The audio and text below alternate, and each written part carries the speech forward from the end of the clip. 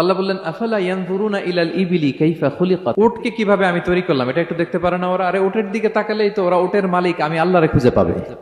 উটের কথা আল্লাহ কেন বললেন? উট হচ্ছে এমন আজীব একটা প্রাণী যেটা প্রাণী বিজ্ঞানীদেরকে হয়রান করে দিয়েছে।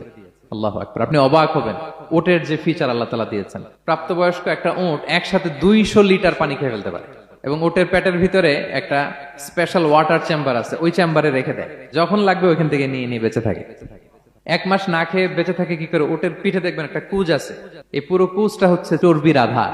ওটের যখন খাবার থাকে না মরুভূমিতে, মাসের পর মাস যখন চলে, ওই চর্বি থেকে এনার্জি নিয়ে সে মরুভূমিতে চলে, সে না খেয়েও বাঁচতে পারে। আমাদের চোখের মধ্যে যেমনি একটা পাপড়ি, এরকম এক পাপড়ি দিয়ে উটকে আল্লাহ বানায় নাই, ডবল লেয়ারের পাপড়ি দিয়েছে।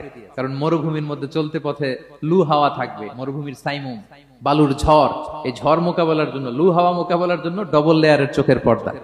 একটা পর্দা ফেলে রাখে আর একটা খুলে সে হাঁটতে থাকে, তার কিছুই হয় না। সুবহানাল্লাহ।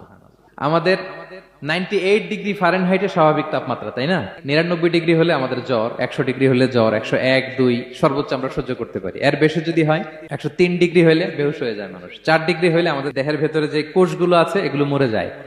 কিন্তু একটা উট মরুভূমির তাপমাত্রায় প্রতিদিন 104 ডিগ্রি 5 ডিগ্রি তাপমাত্রা সহ্য করে খুব স্বাভাবিক উট চলতে পারে, তার কিছুই হয় না। এবং মরুভূমির মধ্যে যে ক্যাকটাস আছে, গুলমলতা, বড় বড় কাঁটা জাতীয় গাছ, যেই কাঁটা পৃথিবীর কোনো প্রাণী খেতে পারবে না, কিন্তু একটা উট অনায়াসে খেয়ে ফেলতে পারে। উটের জিহ্বাকে এবং পাকস্থলীকে আল্লাহ এমন স্পেশালি মেড করেছেন, যত কাঁটা দিবেন খেয়ে সাবার ওর কিছুই হয় না। সুবহানাল্লাহ।